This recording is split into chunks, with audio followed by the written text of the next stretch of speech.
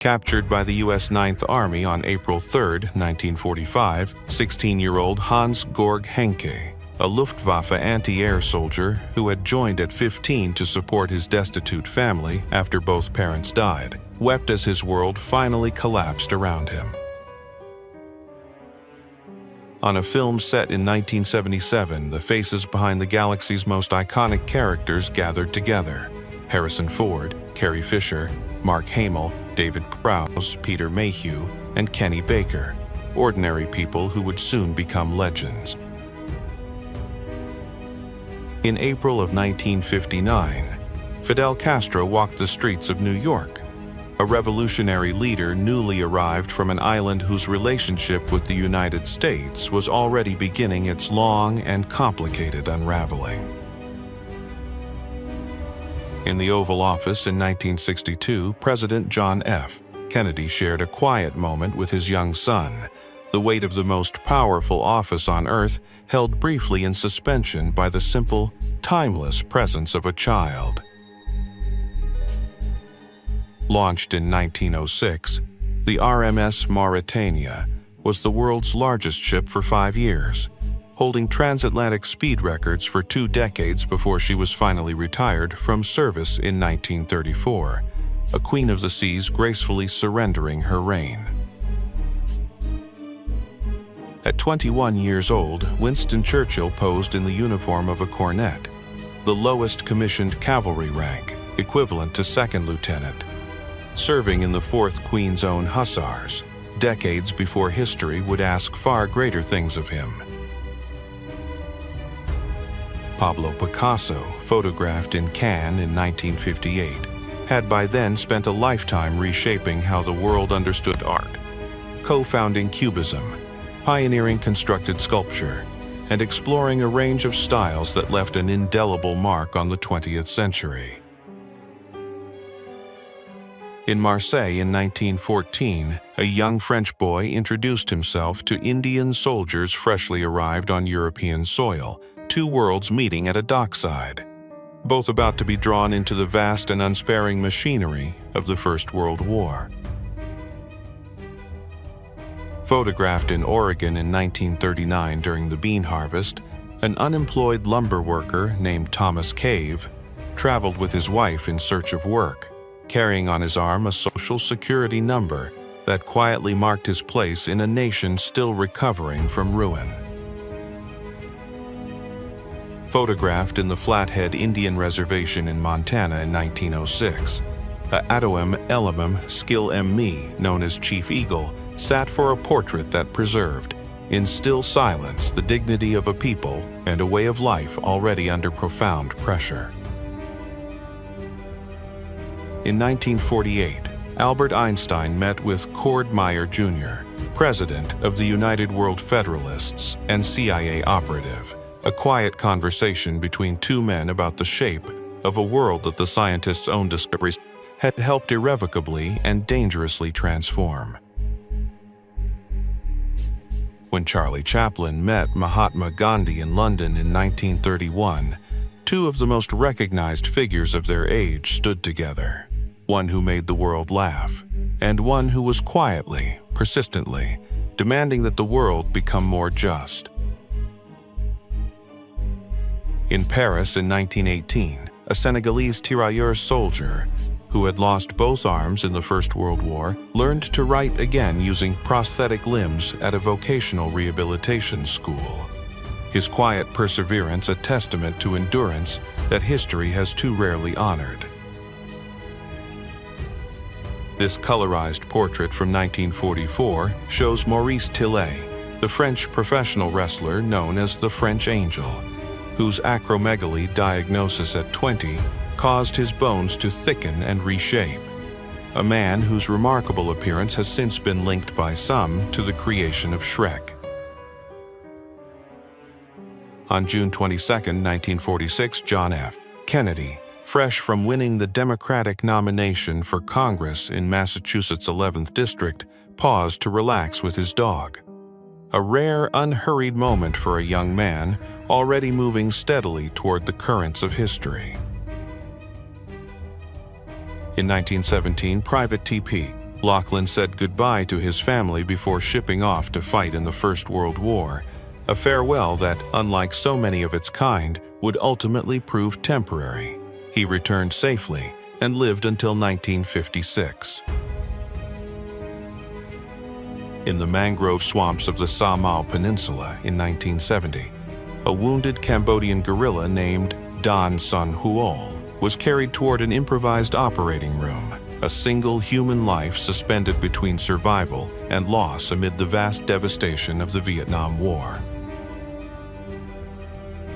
Taken in Japan in 1920, this colorized photograph captures a couple composing their own portrait together using a mirror, an intimate act of self-documentation, tender and modern, preserved across a century with quiet, surprising grace. On the Western Front in 1916, British soldiers posed for a photograph in full gas masks beside a football, an image that captures with strange clarity how ordinary life and extraordinary danger existed side by side in the trenches of the First World War.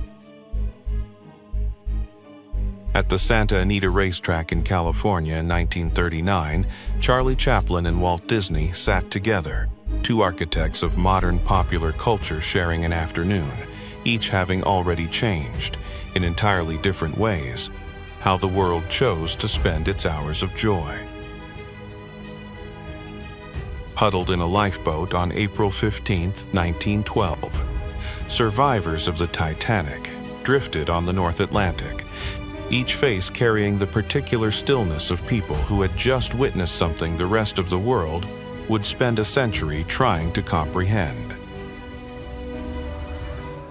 Shelley Duvall's staircase scene in The Shining was filmed 127 times under Stanley Kubrick's direction, a number that speaks less to perfectionism than to the particular, relentless pressure the director placed on his cast to find something real inside the terror. On this day in 1930, Uruguay defeated Argentina 4-2 in the first-ever FIFA World Cup final, played at the Estadio Centenario in Montevideo, a nation hosting history and seizing it completely in front of its own jubilant people. In 1968, Vo Thi Thong smiled at the South Vietnamese judge, who had just sentenced her to 20 years of hard labor, reportedly telling him that his government would not last that long. A prophecy that, within years, proved quietly and completely accurate. During the Madras famine of 1877, under British Raj rule in India, a man stood guard over his family against the desperate violence that starvation had unleashed. A photograph that places a single human act of protection inside an immense, largely unwitnessed catastrophe. Aseptically garbed and methodical in her movements, this nurse taking a throat swab embodies the careful, invisible discipline that has always stood between ordinary people and the infectious threats they rarely see coming until it is already too late. Attributed to the Cree people, this proverb, that only after the last tree, river, and fish are gone will we realize money cannot be eaten, carries a warning so clear and so patient that its age only seems to sharpen its urgency. Otto Frank, the sole surviving member of his immediate family, returned to the attic where he and his family had hidden from Nazi persecution, standing once more in the silence of a space that history had made impossible to forget. On June 17, 1994, the white Ford Bronco carrying O.J. Simpson moved slowly along a Los Angeles freeway, trailed by police and watched live by millions, an image so surreal and so American that it lodged itself permanently in the cultural memory. In 1930, a zookeeper at what appears to be a light-hearted moment gently showered a group of penguins with a watering can, a small warm scene that offers a rare and uncomplicated pause from the weight of the decades surrounding it. Marcy Borders emerged from the North Tower on September 11, 2001, blanketed in dust and captured in a photograph that became one of the most recognized images of that day. She lived for 14 more years before dying at the age of 42. Barack and Michelle Obama stood together on their wedding day in 1992, a photograph of two people at the beginning of a shared life that neither could yet know would one day carry them to the center of American history. In February 1972, Shoichi Yokoi wept upon returning to Japan after spending 27 years hiding in the jungles of Guam, never having known the war was over. A man stepping out of one era and into another, decades late and overwhelmed. Hillary Clinton listened as her husband addressed the nation in 1998, her expression carrying everything that was not being said aloud. A private moment of profound complexity played out, inescapably, before the watching eyes of the entire world. Standing on a Baltimore sidewalk in August 1931, a 30-year-old man photographed during the Great Depression wore the face of a generation caught between effort and circumstance. His age a quiet shock against the exhaustion visible in every detail of the image. This staged postcard from 1904 to 1905, marketed in France as humorous, depicted children posed as items for sale. An image that, viewed across a century, reveals how casually certain cruelties were once dressed in the comfortable clothing of comedy. Schoolboys moved through the streets in the 1920s, heading home for Christmas, their coats and caps and forward momentum carrying all the uncomplicated joy of a season that had not yet learned to mean anything other than exactly what it was. After John and Cynthia Lennon divorced in 1968, Cynthia sold love letters John had written her as teenagers to support herself and their 5-year-old son, Julian, until Paul McCartney quietly purchased one, had it framed, and returned it to them both as a gift. A century ago, even the men suspended outside skyscraper windows to wash the glass came dressed in suits, a detail so small and so revealing that it says more about the era's sense of dignity and expectation than almost any formal record could.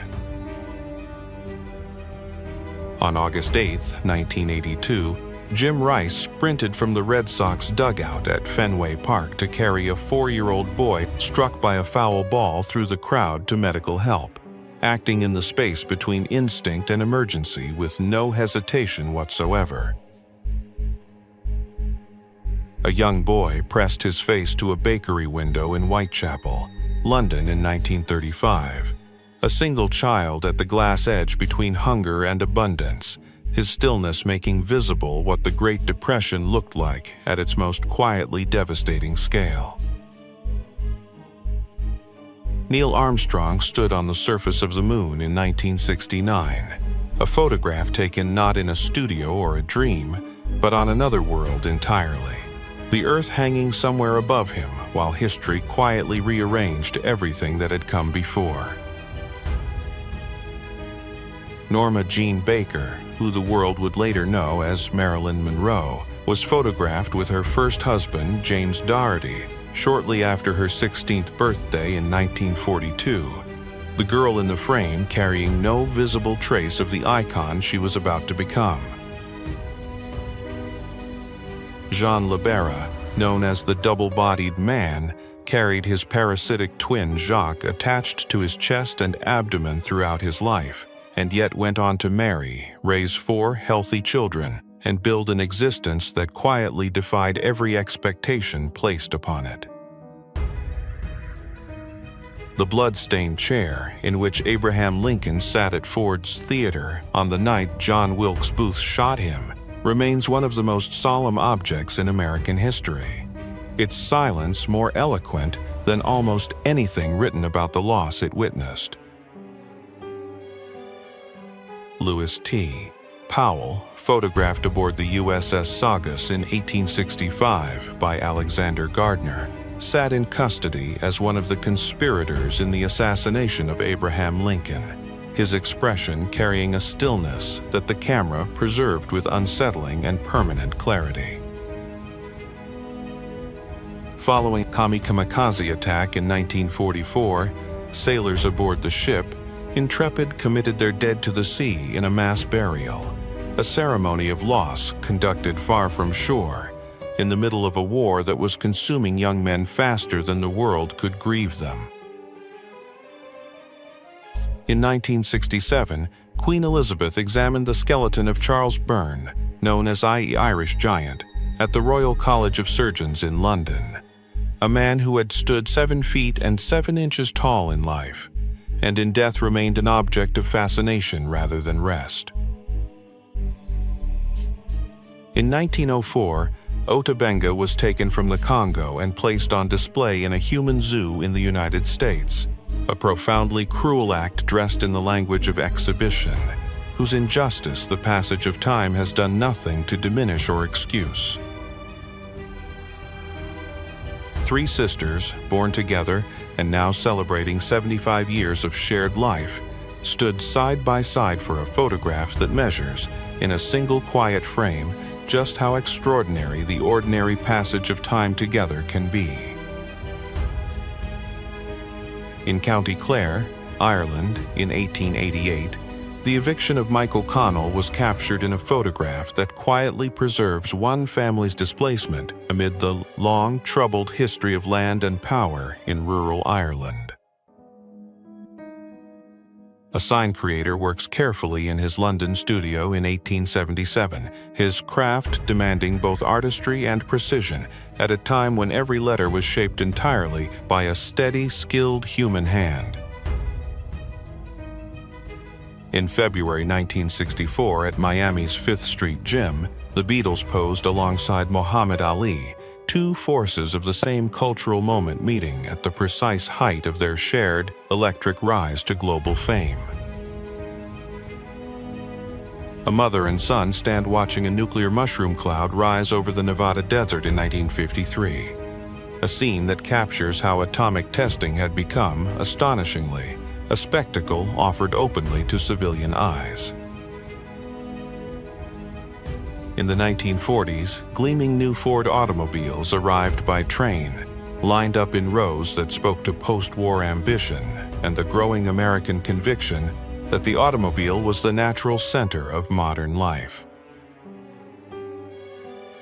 In May 1922, Robert Todd Lincoln, 78 years old and the last living son of Abraham Lincoln, was gently helped up the steps at the dedication of the very memorial built to honor his father. A stylish woman walks her dog through the Bois de Boulogne in Paris in 1910, her unhurried pace and fashionable dress offering a quiet, elegant glimpse into the leisure of a vanished Edwardian world. A mother and daughter look directly into the camera in this photograph from 1900, their composed expressions carrying the quiet intimacy of a moment preserved across more than a century of passing time. British tourists posed before the Great Sphinx of Giza in 1910, their casual confidence framing one of the ancient world's most enduring monuments against the backdrop of an Egypt still shaped by colonial presence. Photograph taken in 1882 captures Chas W. Oldreive proudly beside a new tricycle, a small personal record of the era's quiet fascination with machines and the modest freedoms of personal mobility. In Fresno County, California, in 1919, workers haul an enormous log down a hillside, the raw physical labor captured in a single frame that speaks to the scale of the timber industry shaping the American West. Introduced in 1981, the Osborne One was the world's first commercially available laptop computer, weighing 24.5 pounds and costing nearly $1,800, running on the CP/M 2.2 operating system. Photographed in 1850, Jerome Bonaparte, the youngest brother of Emperor Napoleon, gazes into the camera as the only one of Napoleon's brothers to ever be captured in a photograph, a rare living link to an imperial age. In the Netherlands in 1957, children attend an open-air classroom in the forest. Part of a broader European movement born in the early 20th century to bring students into nature for the benefit of both body and mind. The coronation gloves of Elizabeth I from 1559 and Elizabeth II from 1953 rest side by side, each bearing the letter R for Regina, connecting two monarchies across nearly 4 centuries of British history. Manhattan stretches across this photograph from 1955, its skyline and street life caught in a moment of mid-century confidence, before the decades of change that would reshape the city's face and character almost beyond recognition. Photographed from the Hudson River in July 1974, the newly completed Twin Towers of the World Trade Center rise above Lower Manhattan, monumental and serene, their presence still fresh against a skyline they would come to define. In September 1986, Cleveland released over 1.5 million balloons in a fundraising spectacle that quickly turned problematic, with balloons drifting over the city and Lake Erie and interfering with a Coast Guard search for 2 boaters who later drowned. A painting of Oxford's High Street exhibited by J.M.W. Turner in 1810, and a recent photograph by David Fisher of the very same street reveal how remarkably intact this stretch of ancient architecture has remained across more than 2 centuries. Richard Nixon pauses at the White House bowling alley in 1971, still dressed in his tie and shirt, caught mid-game in the kind of quietly human moment that reminds us even presidents step briefly away from the weight of office. In 1987, Dr. Zbigniew Religa sits watching his patient's vital signs following a 23-hour heart transplant in Poland. While his exhausted assistant sleeps in the corner, the photograph preserving the full human cost of a surgery once considered nearly impossible. Steamboats crowd the Mississippi River in this colorized photograph from around 1906, their smoke and silhouettes evoking the waterway's long role as the commercial and cultural artery running through the heart of America. A runestone in Söderby, Sweden, photographed in the 1930s and dated between 725 and 1100, carries an inscription placed by 2 brothers in memory of their father Torkil, a small act of devotion carved into stone and quietly enduring. An Armenian priest, a Muslim mullah, and a Greek priest are photographed together in Konya in 1873 during the Ottoman Empire, their shared frame offering a rare image of religious coexistence within a complex and layered imperial world. Built in the 15th century in central Spain, the Castle of Coca stands as one of the finest examples of Spanish mudéjar brickwork, a style that wove together Moorish Muslim design traditions with the soaring ambitions of Gothic architecture. A barricade constructed by the Paris Commune stands in a city street in April 1871, its rough materials and determined placement capturing the physical reality of a revolutionary moment that would shape French political memory for generations. A vintage advertisement from the 1960s urges drivers to re-groove their worn tires, a quietly revealing artifact of an era when road safety culture and consumer expectations around vehicle maintenance were still very much in formation. United States cavalry soldiers pose in front of the grizzly giant sequoia in 1900, dwarfed entirely by the ancient tree, which still stands today as a quiet testament to natural endurance outlasting nearly everything around it. The only known photograph of the brothers Grimm, taken in 1847, captures the two men who had spent decades gathering folk stories from the German oral tradition, their literary legacy already firmly woven into the culture of the Western world. Photographed in 1917, a Korff sleeping porch reflects a popular belief of the era that fresh outdoor air during sleep was essential to good health, a domestic architectural choice that quietly shaped the design of many American homes. Bruce Lee is photographed with his family in 1970, a private moment that briefly pulls back the curtain on the personal life of a man whose public presence would soon transform martial arts and cinema across the entire world. German children fly a kite fashioned from worthless banknotes in 1923, a haunting image from the height of the Weimar Republic's hyperinflation, when the currency had collapsed so completely that money had more value as a plaything than as tender.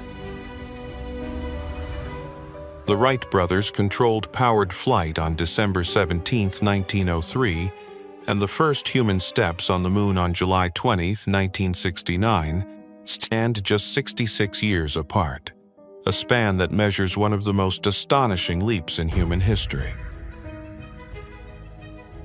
In March 1974, Hiro Onoda emerged from the Philippine jungle, where he had continued fighting for 30 years after the end of World War II, loyal to orders never rescinded, unaware that the world he had been defending no longer existed. The General Motors Tech Center is captured in the 1950s, its sleek modernist architecture embodying the era's deep confidence in technology, design, and the conviction that American industry was leading the world into a gleaming future. In the 1950s, Las Vegas promoted itself as Atomic City, issuing tourist calendars with scheduled bomb detonation times and viewing locations, a period during which an average of one nuclear test was conducted every 3 weeks over 12 years. A street scene photographed in Kabul, Afghanistan by François Locan in 1979 offers a quietly striking portrait of the city in a moment just before the Soviet invasion would begin its long transformation of Afghan society and daily life. The Junkers G-38, photographed around 1930, carried passengers in cabins built into the leading edges of its massive wings, an extraordinary engineering innovation, of which only 2 examples were ever constructed and flown commercially across Europe. Eric Arthur Blair, photographed at the BBC in 1940, was already quietly building the body of work he released under the pen name George Orwell that would become synonymous with some of the 20th century's most enduring warnings about political power. The Lateran obelisk, originally carved around 1400 BC in Karnak during the reigns of Thutmose III and Thutmose IV, has traveled from ancient Egypt to Alexandria to Rome, surviving collapse and restoration to stand today as the world's tallest ancient Egyptian obelisk. Elvis Presley is photographed in 1959 with his father Vernon and his grandmother Minnie Mae, a family portrait that captures a quieter, more personal side of a man whose fame had already transformed American popular culture. Photographer Arthur Rothstein documented Vernon Evans and his family in a Model T Ford near Missoula, Montana, fleeing drought and grasshoppers in South Dakota with hopes of reaching Washington in time for the hop harvest, traveling roughly 200 miles each day. Motorola's Dynatac 8000X, released in 1984 as the first commercially available mobile phone, weighed 2 pounds, cost nearly $4,000, and placed the idea of a truly portable personal telephone into the hands of the public for the very first time. Residents of Hanoi shelter in chest-deep sidewalk trenches during an air raid alert in 1967. Their patient, upward-looking faces capturing the exhausting daily reality of civilian life beneath the sustained aerial campaign of the Vietnam War.